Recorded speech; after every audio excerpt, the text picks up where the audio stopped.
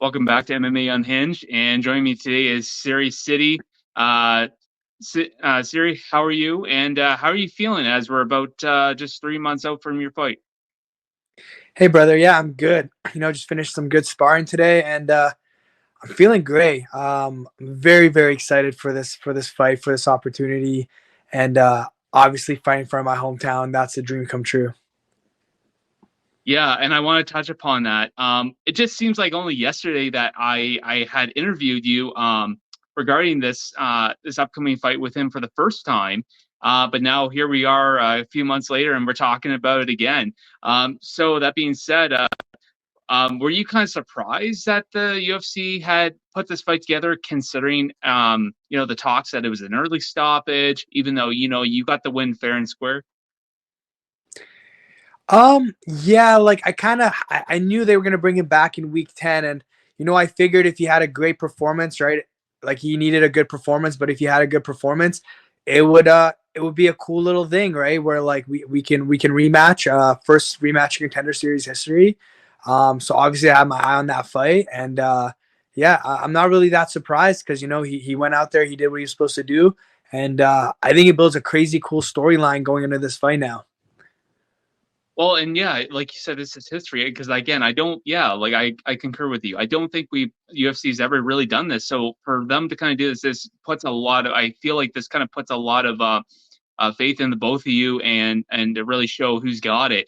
But I understand you're always down for a fight, and no matter who they were going to give you, I'm sure you're excited to fight in Toronto, in your home crowd. But were you kind of any point surprised, or maybe disappointed that maybe you didn't get a guy, maybe like a UFC seasoned vet by any means? No, not really, because to be honest, when that fight ended, you know, um, I was like when I went back and rewatched it, I was like, I knew I had the fight finished. I was 100% confident that if that fight lasted any few seconds longer, I would have finished him. But unfortunately, right, like everybody was kind of calling that early stoppage, and kind of rubbed me the wrong way, kind of put a chip on my shoulder, and kind of made me be like, oh man, I wish that guy didn't step in there so I could just do what I knew I was able to do.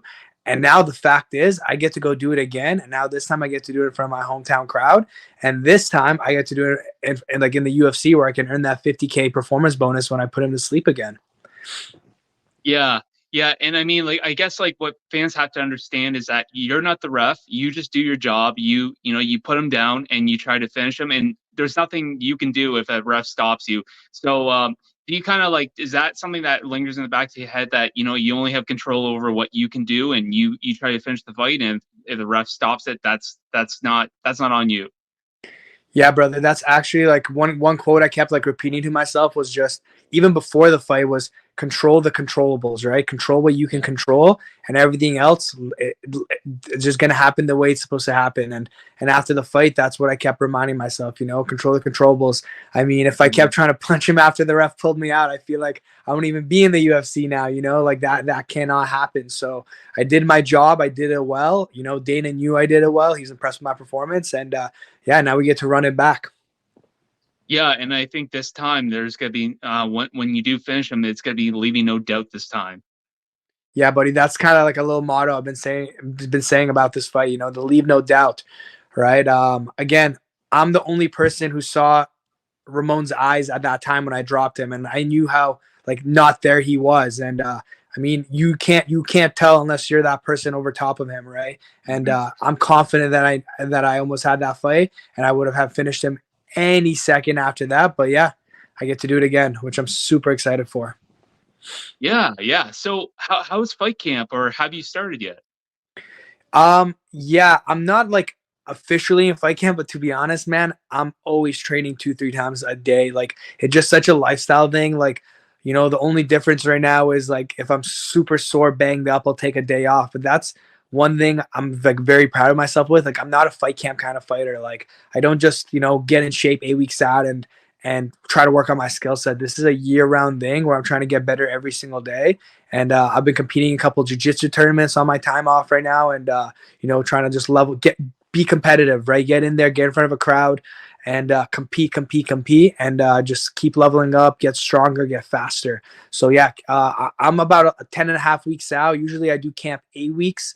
8 weeks out is when I start my camp. But like I said, man, like I'm training every day. I feel as sore as I would be in camp right now. Yeah, you know what? You bring up something interesting. I was talking with Jillian Robertson last Saturday, and she's gonna be fighting on the same card you are.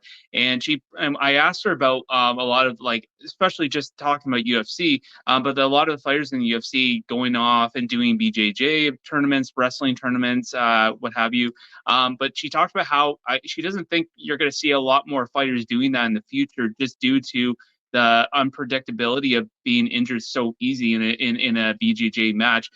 Is there anything that kind of goes through your mind when you compete? Like, are you trying to be careful in those matches, or Yeah, I'm trying to compete. I'm trying to win, but I don't allow my ego to get the best of me, right? If I get put in a funny leg lock or in a position that I don't like, I'll tap. I have no ego, man. I'm just trying to get a little bit better, trying to see what my mistakes are and get that experience. I competed in the Ontario BJJ Open. I didn't do that absolute division though, because again, like you said, it's I could have went against guys who were like 220, 240, big guys, right? And purple belt like me. And yeah, that's the kind of stuff I'll stay clear of just in case, like that would be fun. But man, if I got injured and couldn't fight, that would be horrible for me. So yeah, I'm smart with my training. I'm smart with my competition, but I do think the more I can kind of get myself in that environment of competing, man, it's going to be better for me in the long run for sure. yeah? And to kind of elaborate on that, I think you learn more in a loss than you would in a win. So there's never any shame in losing in anything.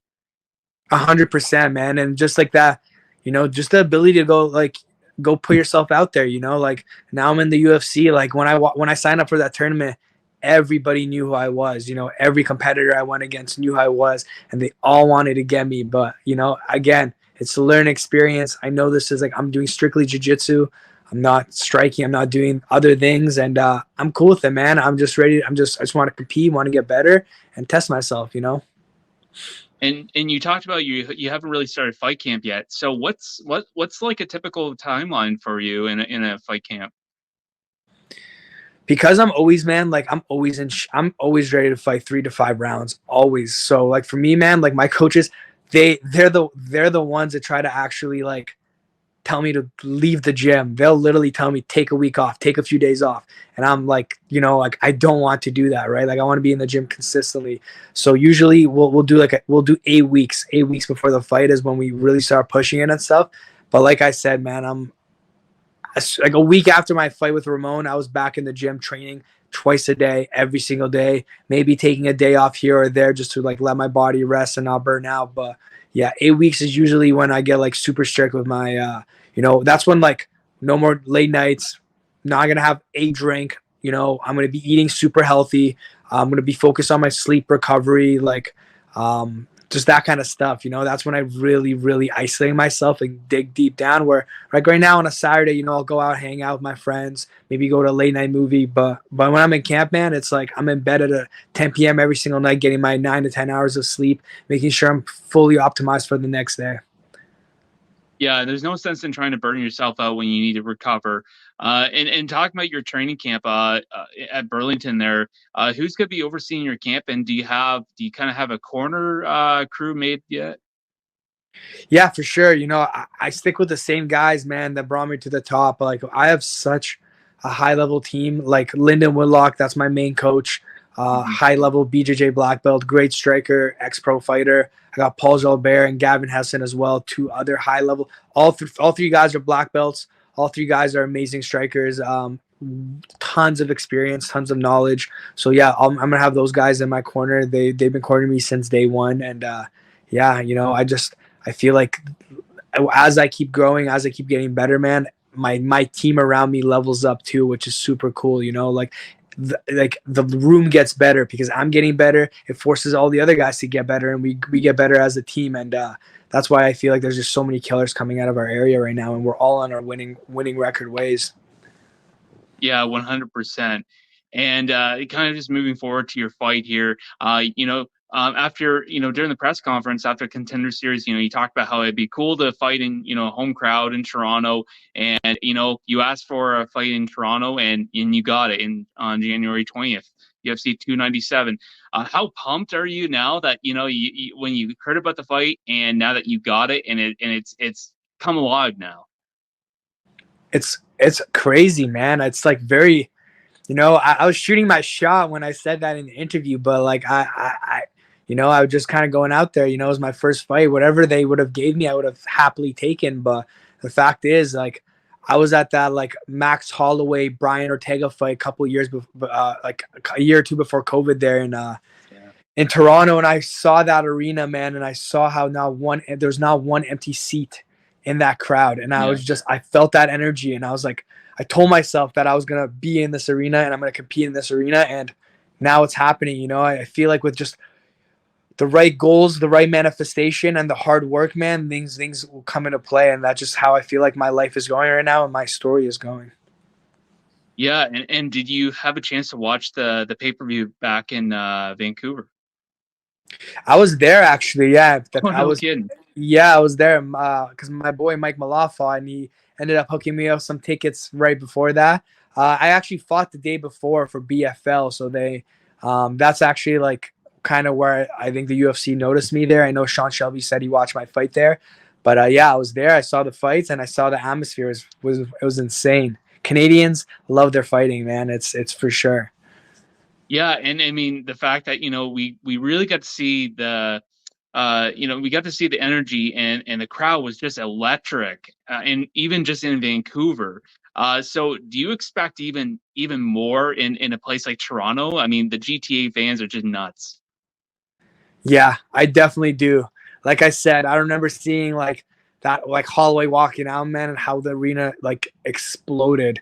So I'm expecting the exact same thing this time through. I have so many people reaching out to me saying they're going to be at the fights already, like countless amount of people, and yeah, I'm very excited. I like personally, like I've always just been wanting to be a performer. Like I always just like I don't know why I visualized like ever since I was a kid, before I even knew what I was gonna do in my life.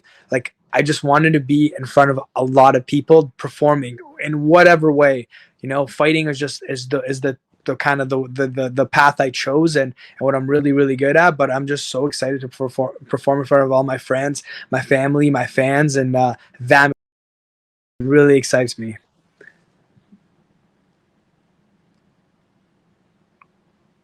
Can you hear me, Oh, I bud? just lost. I just lost you there. Okay, sorry, man. Yeah, my bad.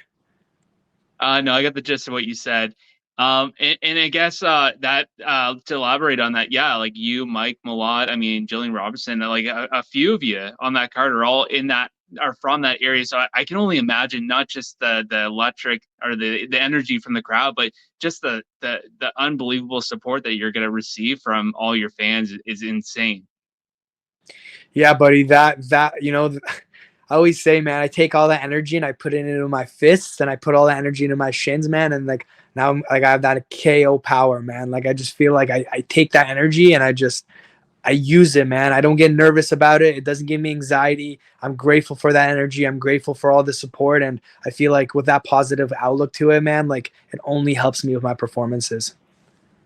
And speaking about your opponent, you've already fought Raymond once, or Ramon, sorry. You've already fought Ramon once. Do you expect anything different from him this time? Um, No, I honestly think at the end of the day, Ramon, like he's very good at only a few select things, right? Like I don't think he's a well-rounded mixed martial arts fighter.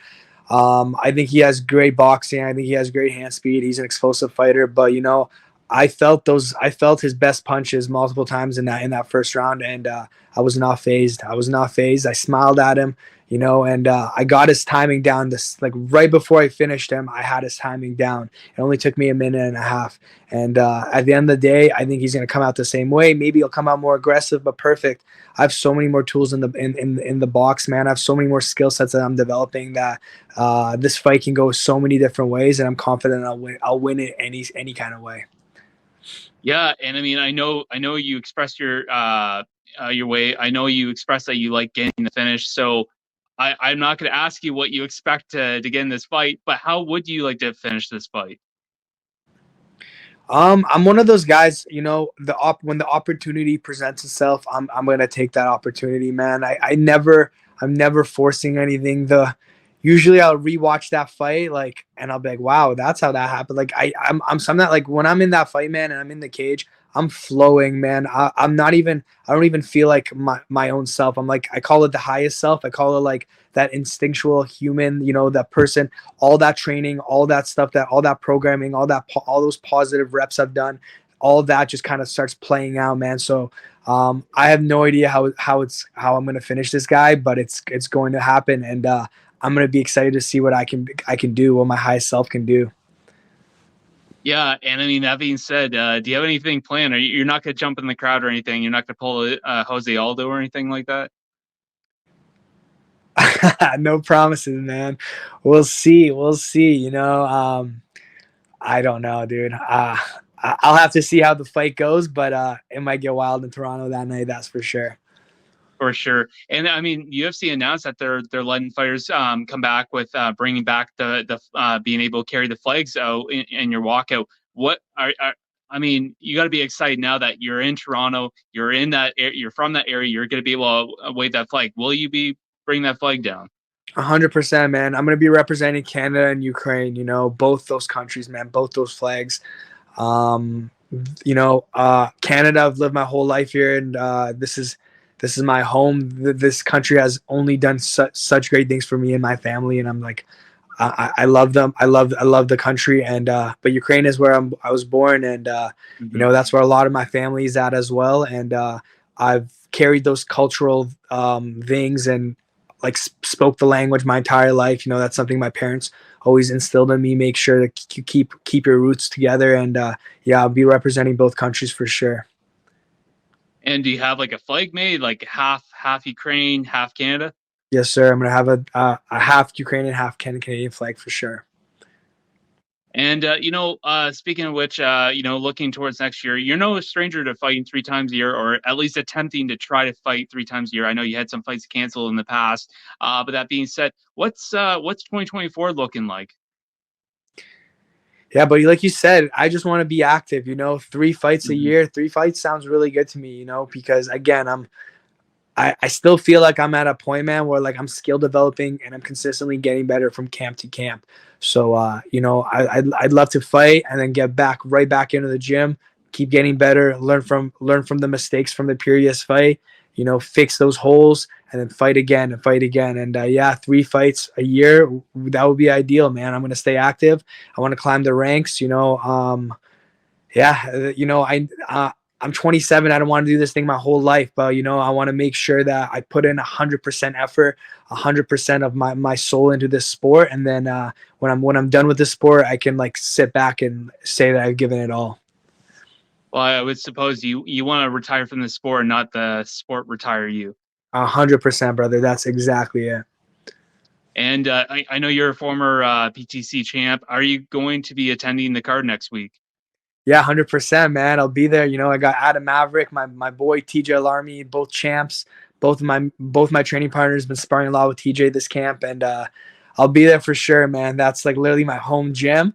It's amazing that they hold fights there, and yeah, I'm excited, man. I'm excited for Adam. I'm excited for TJ, and the whole card is stacked. Oh, 100%. I'm looking forward to it. Unfortunately, I can't be there in person to do any media. But looking at TJ Laramie, I know you have ties with him. So, how do you kind of see his fight unfolding? Yeah, man. Honestly, TJ is so elite, man. He is such an elite fighter. Like he keeps getting better, and he's another one of those guys that'll just go and compete and grapple and compete. And he just had a pro boxing fight. This guy is just Hmm. in there hungry to get better consistently. And this is the best TJ I've seen so far, man. Like not only with his physical, but how he's approaching this mentally. And I think he's absolutely gonna smash this guy. And I hope he gets another shot into the UFC or any other big promotion because he definitely deserves to be there. Yeah, and I think like the only way to be a better fighter is to challenge yourself and do things that maybe you're not normally doing and taking boxing fights or where you're taking tournaments. I think the only way to be become better is to challenge yourself for sure. And looking and I guess looking at this card that you're going to be on, obviously it just got announced that Sean Strickland and Drake Duplessis will be headlining this card, and I think the co-main I can't remember exactly who it was, but looking at a guy like Sean Strickland, his character and the guy and his personality that he really brings for the sport. I know he's really real and he likes to and maybe playing it a little bit, but I mean the personality that he brings. Do you feel like the Canadian crowd's going to welcome him, or do you feel like we're going to hear a lot of boos? And do you feel like his personality and everything is going to do a lot and bring a lot of attention to this card? Yeah. He's a wild character, man. I think there's going to be a mixed range of emotions with a guy like him. I think he's going to have a lot of fans, like real fans, that love him, and then he's going to have a lot of people that hate him. But that's just the character he is, and I don't think he cares, to be honest, man. He's just going to be himself and do and say whatever he wants to say, man. And however it goes, it goes. It's been doing good for him, but I think it will bring attention. After that last fight, man, like. I want to watch Sean Strickland fight. Before I can't tell you back then, like a couple fights ago, I really cared, but now I'm like excited about this guy. And I listened to him on the Joe Rogan podcast, and he had a wild conversation with Joe, and I was just, yeah, he's a character, and I think guys like that are going to get a lot of eyeballs, no matter if people like him or don't like him. Yeah, and just a couple last ones for you. And speaking about that fight, I mean, I never want to disrespect both guys, but this seems like more like a fight of both underdogs, both guys who've gone into their last fight, who I don't think a lot of people gave them a whole lot of credit and didn't and seemed to underestimate them, and they just came in and totally just blew the roof off the place and just completely shut a lot of people up. So looking at this matchup, I mean, you can't really doubt both guys, but one guy has to win. So how do you see this fight unfolding? Yeah, man. To be honest, after like Sean's last few performances, man, not confident, but I definitely think that he's got the upper advantage. Like, his crazy style of defending punches and walking forward and marching people down, man, with the unlimited cardio. I think he's gonna be a problem for a lot of people, man. So yeah, I'm definitely gonna go with Sean for this one. But very interesting fight, and like you said, two underdogs, man. It's crazy. It's a great fight. For sure, for sure. Well, I appreciate you giving your insight on that fight. And again, I just want to say thank you for taking your time for coming on here. I know we had to reschedule a few times, but again, that's no problem. And I appreciate you taking the time. And just good luck on January 20th. Yeah, buddy. Thank you so much, and I appreciate you, man, and everything you guys do as well. And no problem. You take care. You take care. Bye.